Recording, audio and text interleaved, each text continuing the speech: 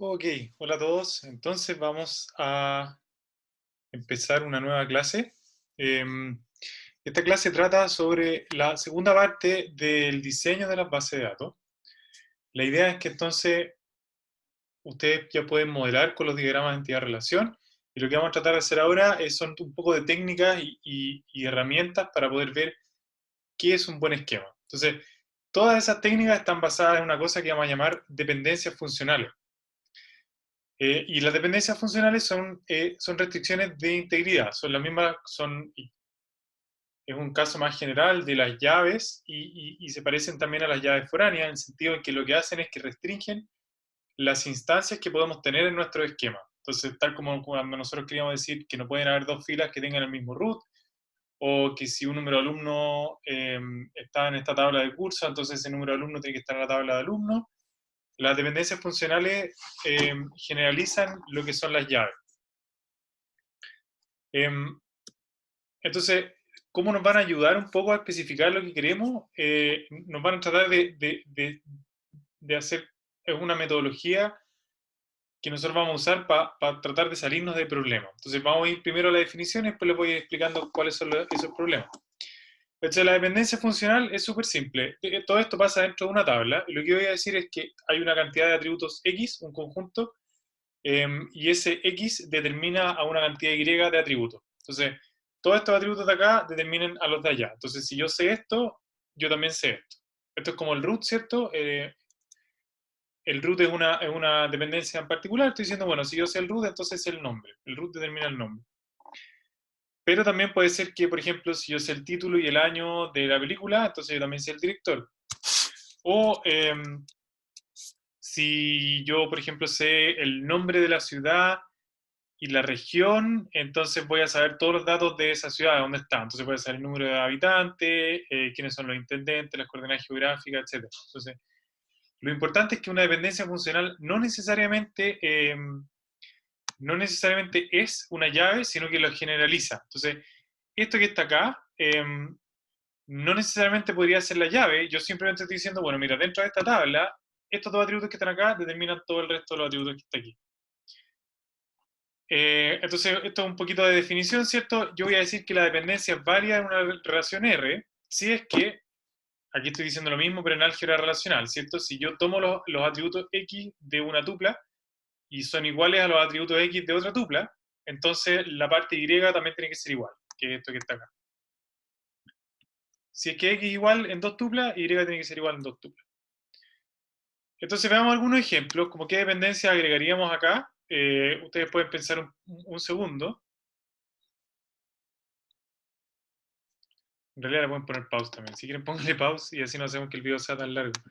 Pónganle pause y piensen un poco. ¿Qué dependencias van acá? Lo que yo pondría, bueno, la primera, obviamente hay una dependencia de root, es una llave.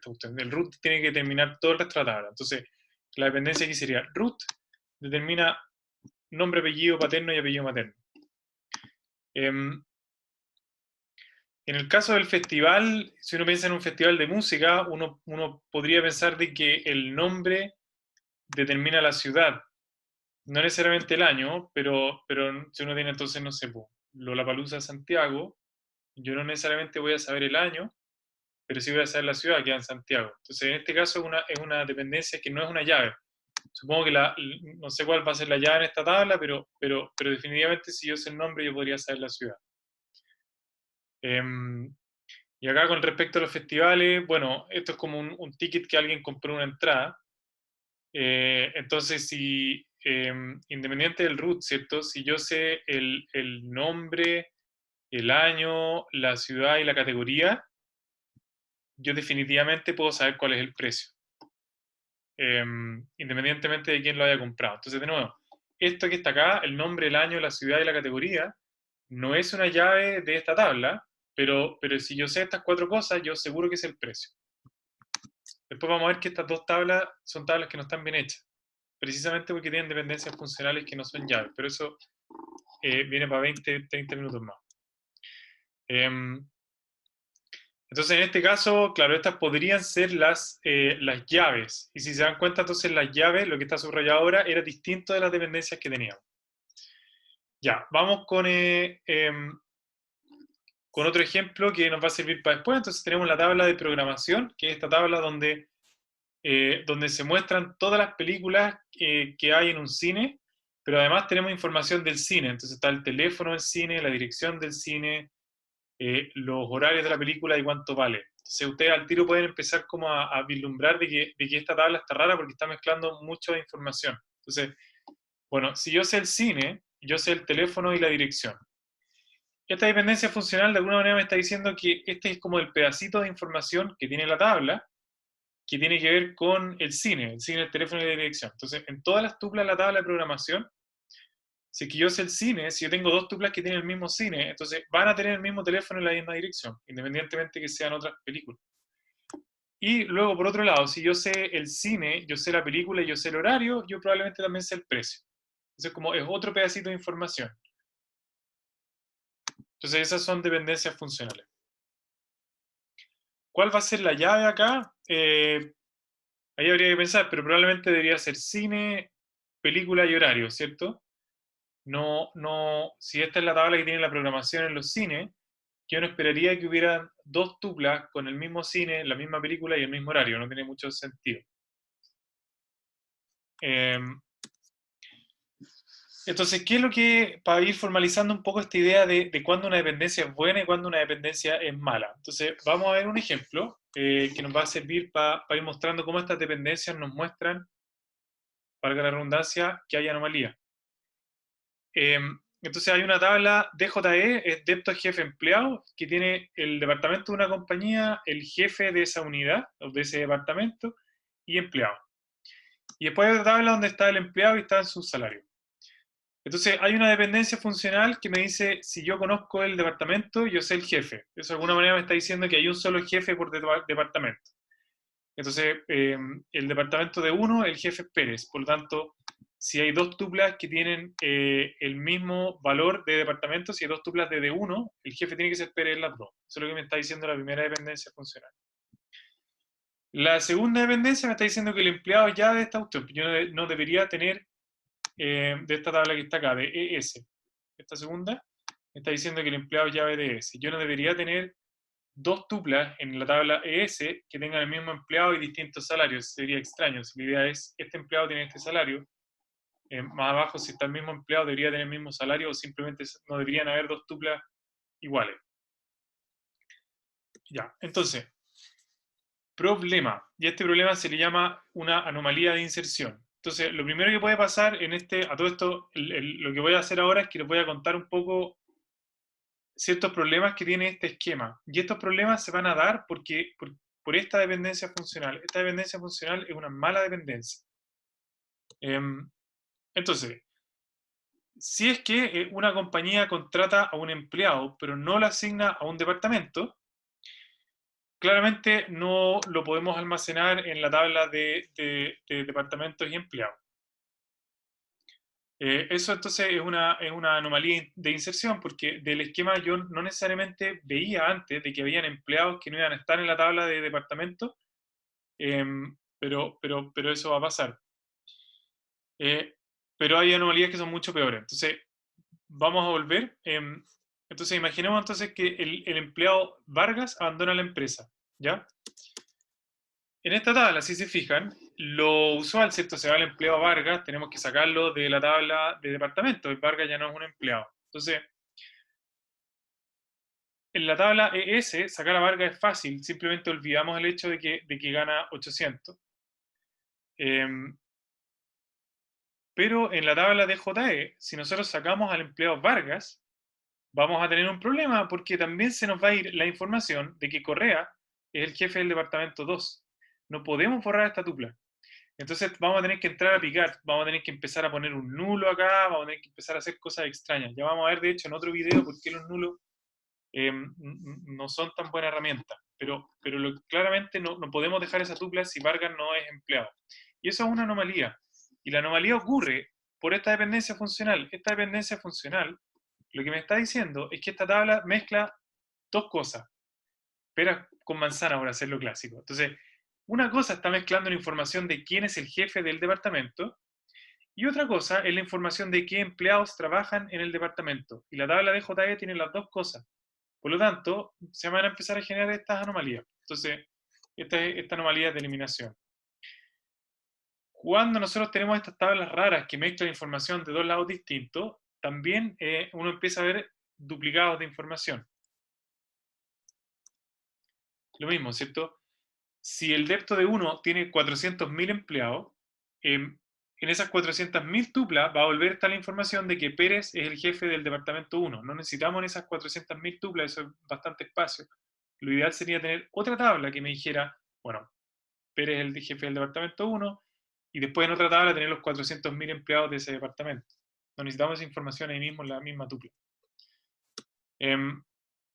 Entonces, esto es lo que les decía. El problema es que la asociación entre jefe y empleado se está almacenando en la misma tabla que la asociación entre jefe y departamento. Y eso es una mala dependencia. ¿Qué es lo que es una mala dependencia en la esencia?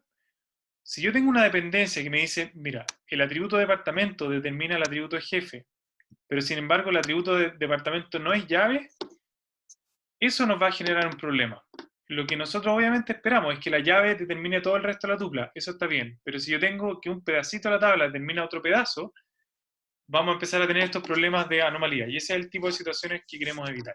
Entonces, la idea de esta clase es un poco decir, bueno, toma el diagrama de entidad-relación, traspásalo a tu esquema relacional o inventa el esquema relacional como tú quieras, pero luego date un minuto para pensar en las dependencias funcionales de cada tabla y ve si es que no tiene estas dependencias media extrañas entre medio. A veces pasa. En su proyecto, a lo mejor les va a pasar, a lo mejor no.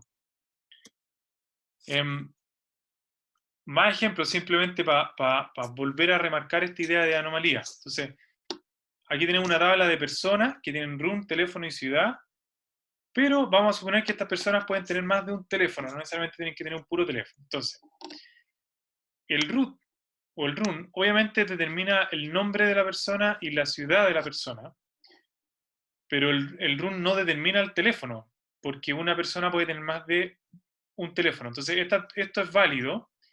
Las primeras dos tuplas tienen el mismo run, tienen el mismo nombre, la misma ciudad, pero distinto teléfono, y eso está bien, porque run no es llave de esta tabla. Hay una dependencia que dice que el run determina el nombre de la ciudad, pero no el teléfono, por lo tanto run no es llave.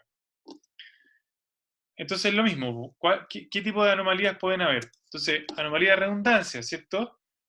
¿Por qué cada vez que yo guardo un teléfono asociado a este root, tengo que guardar además la información de Fran y de Santiago? Esta información está duplicada, yo no la necesito. Si es que Fran tuviera 10 teléfonos, tendría 10 veces la información duplicada. La otra es la anomalía de actualización. Entonces, cosas que pueden pasar si es que las personas que desarrollan software por encima de la base de datos no tienen tan claro cómo funciona esta cuestión. Uno podría, si es que por ejemplo Fran se mueve, bueno, esto no pasaría ahora, pero en alguna circunstancia normal, si es que Fran se mueve de Santiago a otra ciudad, nosotros deberíamos modificar esta tabla. Podríamos caer en el error de modificar solamente una tupla. Porque, ¿por qué no? Pues si en el fondo nosotros pensábamos que run era llave, porque es lo lógico, siempre es llave de todas las tablas, entonces vamos y vemos la primera tupla donde está el run correspondiente y modificamos Santiago a la ciudad donde se mueve. Y lo que va a pasar entonces es aún más terrible, porque nos van a quedar dos tuplas que van a tener el mismo run, pero distintas ciudades. O bueno, y si Fran se cambia de nombre, lo mismo. Entonces podemos cambiar el nombre solamente una tupla, pero no la otra. Eso es una anomalía de actualización. Entonces vamos a introducir datos, pero por alguna razón nos equivocamos y solamente metemos los datos en una de las tuplas y no queda reflejado en todas las otras tuplas. Como ya vimos, está entonces la anomalía de eliminación es cuando yo elimino un conjunto de valores y termino eliminando más valores de los que quería borrar. Anomalía de redundancia, cuando yo almacenaba un dato más de una vez. Y voy a detener todas estas cosas, ¿cierto? Entonces voy siendo redundante, existe la posibilidad de que yo voy a ir modificando algunos pedazos y no otros. Cuando quiero sacar tuplas voy a tener un problema porque no las voy a poder sacar, sino que voy a tener que empezar a reemplazar valores nulos, etcétera, etcétera. Entonces, toda la idea de toda esta cuestión es que lo que yo quiero es que quiero minimizar la redundancia. Pero minimizar la redundancia al mismo tiempo entendiendo que no pueden haber anomalías. Entonces quiero eliminar todas las anomalías y hacer que la redundancia sea la menor posible. Entonces, para esto, lo que uno hace es una etapa, o sea, es un proceso que tiene dos etapas. Entonces, lo primero que uno hace es que mira las tablas y averigua las dependencias que aplican. Si esto es un ejercicio donde ustedes están haciendo un esquema para un cliente, esto debería ser conversado. Y después de eso vamos a usar esas dependencias para hacer descomposiciones, que tenía tablas un poco más grandes y las voy a ir descomponiendo en tablas más chicas. Entonces, vamos a hablar un poquito de la primera parte, averiguar las dependencias que aplican. Hay un par de observaciones, no voy a ir a la parte de cómo averiguarlas con el cliente, de hecho hay metodologías de eso, pero muchas veces con una conversación basta. Pero hay observaciones. Entonces, la primera observación es que si yo sé que todos los atributos X determinan a los atributos Y, y los atributos Y determinan a los atributos Z, yo puedo deducir que los atributos X determinan a los atributos Z. Esto sale directo de la definición formal usando álgebra relacional que les puse más adelante. Si ustedes quieren pueden tratar de hacerlo, es un buen ejercicio para asegurar que uno entiende la parte más formal. Y esto también es importante, si es que Z es un subconjunto de los atributos que están en Y, y yo sé que todos los atributos X determinan a los atributos Y, obviamente los atributos X también van a determinar a los atributos Z, simplemente porque son menos que Y. De nuevo, esto sale directo de la demostración con álgebra relacional. Y hay otra observación, que hay algunas dependencias que son triviales, obviamente. Entonces, si yo sé que Y es un subconjunto de X, aquí es como que estoy diciendo, mira, el root y el nombre determinan el nombre. Bueno, obvio. Entonces, también esto sale directo de la definición en álgebra, usando álgebra relacional, pero estas dependencias les llamamos triviales. Y me parece que esto es lo... No, falta... Ya. Bueno, más observaciones. Si es que yo sé que X determina el atributo Y y X determina el conjunto de atributos Z, entonces X claramente va a determinar ambas cosas. Entonces, si el root determina el nombre y el root determina los dos apellidos, entonces el root determina el nombre y los dos apellidos. De nuevo, directo a la demostración usando álgebra relacional.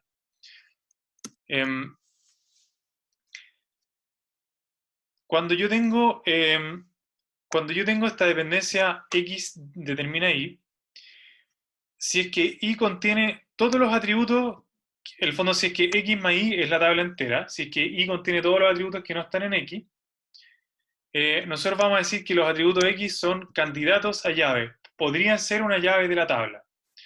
Entonces, si se fijan, la dependencia que dice toda la tabla determina nada, inmediatamente me dice que todos los atributos son obviamente candidatos a llaves de la tabla, eso no es ningún misterio. Pero a veces uno tiene menos cosas. Entonces, por ejemplo, si yo tengo root y nombre, determinan apellido paterno y apellido materno, entonces root y nombre va a ser candidato a llave. A nosotros, por supuesto, nos va a interesar la llave más chiquitita. Entonces, si yo sé también que el root determina todas las otras cosas, entonces prefiero quedarme con el root. Ya, entonces, ¿cómo puedo averiguar todas las dependencias? Esto ustedes lo pueden buscar, de hecho, está en los libros que nosotros tenemos en el programa. No vamos a entrar más allá porque no es la idea de que este curso tenga una componente tan algorítmica, pero hay algoritmos para hacer esto. Y hay algoritmos para hacerlo rápido, porque este problema no es tan fácil de resolver y hay mucho sobre esto. Nosotros solamente vamos a pasar por un ejemplo. Entonces, ¿cómo puede uno averiguar todas las dependencias si yo tengo una relación que tiene 3 atributos y yo sé estas dos cosas? ¿Ya? Entonces, el atributo A determina el atributo B y el atributo B determina el atributo A y el atributo C. Si yo tenía esta idea de transitividad, ¿cierto? Yo sé que entonces el atributo A determina el atributo A y el atributo C. Y eso, unido con esta que está acá, vamos a llegar a de que el atributo A determina B y C. Y por lo tanto, A es llave.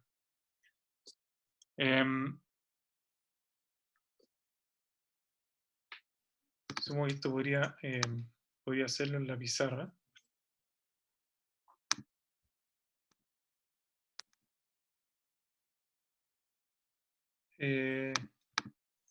Entonces, si A determina a B y B determina a B, C, lo primero que nosotros,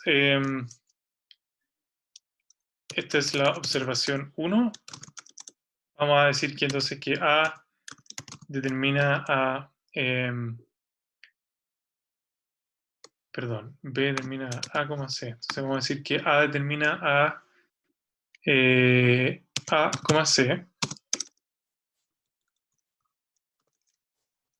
Y después hay otra observación, que me parece que era la 3, no estoy seguro, de donde vamos a poder decir que entonces que A determina a C. ¿Sí? Si A determina a A y a C, entonces obviamente A determina a C.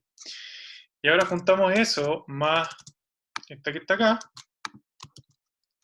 y lo que tenemos es que A determina a B, C. Y eso significa entonces que A es llave, porque la relación tenía solamente 3 atributos.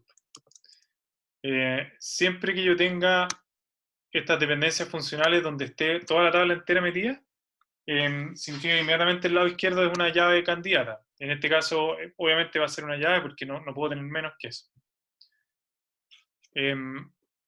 Esa es la idea. De nuevo, no vamos a entrar mucho más en esto. De hecho, acá está demostrado, si ustedes quieren lo pueden leer. Pero uno de hecho puede demostrar esta cuestión tal como puede demostrar todas las observaciones. Pero la idea es que ustedes entonces puedan agarrar un poquito de la intuición de cómo funciona esto y lo puedan hacer. Tanto en el proyecto como hasta en la vida real, no va a haber un problema gigante a no ser que tengan un esquema realmente grande. ¿Ya? Por eso nosotros tratamos de ver esto de forma intuitiva. Entonces tenemos que averiguar todas las dependencias con este ejercicio.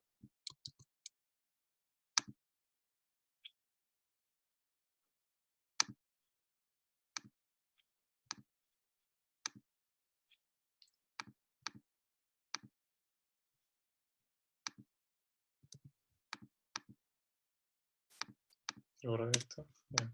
Entonces tenemos este ejercicio que está acá.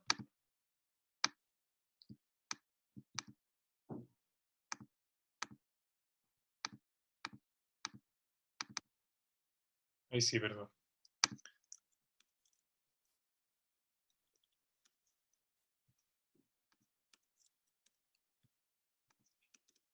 ¿Qué cosas podemos hacer, cierto?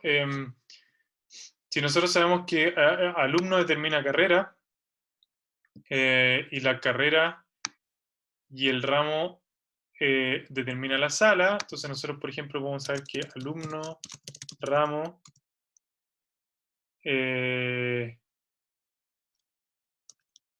determinan la sala y la hora.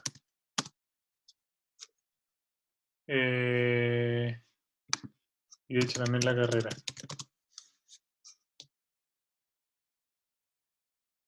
¿Sí? Entonces esa es la idea. O sea, si yo sé que si yo tengo el alumno, yo tengo la carrera.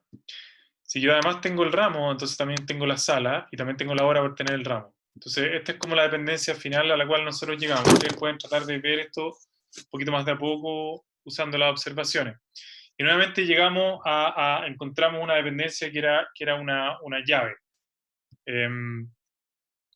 Entonces, es interesante hacer este ejercicio de encontrar todas las dependencias.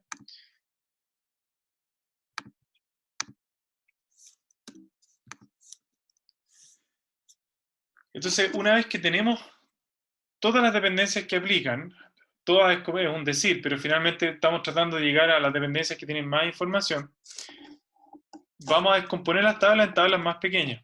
¿Ya? ¿Cómo vamos a hacer esto? Con un ejemplo por ahora. Entonces vamos a imaginarnos el peor diseño posible, que era esta tabla que teníamos al principio, que tenía mezclado las programaciones con los cines, con las direcciones de los cines. Más encima le vamos a meter la información del director. ¿Ya? Entonces, si nosotros tenemos esta idea de que los cines tienen dirección y tienen teléfono, de que los títulos de las películas son dirigidos por solo un director o directora, y de que si yo tengo el cine, la película y el horario, tengo el precio. Lo peor que uno puede hacer, por supuesto, y está bien si esto lo hicieron para la entrega 1, no hay problema porque estamos aprendiendo, es hacer esto, pues llegar y meter toda la información en una tabla. Entonces, ¿por qué es esto tan malo? Y vamos viendo de nuevo, ¿cierto? Pero puede tener redundancia, porque cada vez que tengo la película voy a tener al director al lado, y no lo necesito tener todo el rato. Y porque, como les contaba, voy listando la dirección y el teléfono del cine una y otra vez. Se puede tener película, cine, y voy a tener la dirección y el teléfono y el director, y lo mismo abajo, y lo mismo abajo, y lo mismo abajo, y lo mismo abajo. Y hay una serie de anomalías, entonces aquí estoy listando algunas. Si es que yo quiero cambiar si yo quiero cambiar la dirección de un cine, voy a tener que asegurarme de hacerlo en todas las tuplas, porque si no me voy a volver inconsistente. Si yo quiero, por ejemplo, dejar de mostrar una película en cartelera, se me fue la información, voy a tener que borrar todas esas tuplas, y en particular se me fue la información del director. No puedo agregar películas que todavía no se muestran, por ejemplo. Eso es otra anomalía. Si un cine por el momento no está mostrando ninguna película, voy a tener que borrar todas las tuplas y de nuevo me voy a quedar sin la información de la dirección y el teléfono del cine, etcétera, etcétera, etcétera. Entonces están todas estas anomalías también. ¿Qué es lo que es un buen diseño? Bueno, vamos a dividir esta tabla mal en 3 tablas. Cada una de las tablas va a tener la información que está dada un poco por la dependencia funcional. Entonces va a haber una relación R1 que va a tener atributos cine, dirección, teléfono, y va a tener esta dependencia, cine, dirección, teléfono.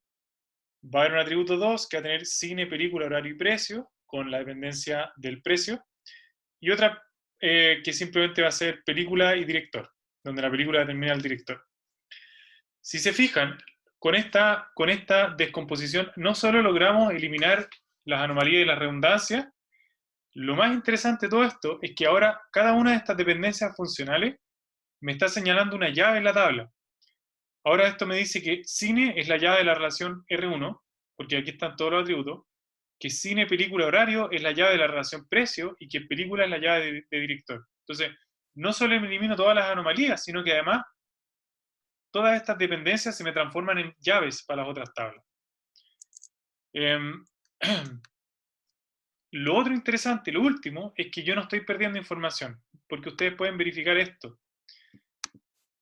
Si yo, la relación R1 contiene, es exactamente igual a la proyección de la tabla mal por los atributos cine, dirección y teléfono. Voy a tener harta información duplicada, pero las tuplas que están son exactamente las que están ahí. Lo mismo para la relación R2 y lo mismo para la relación R3.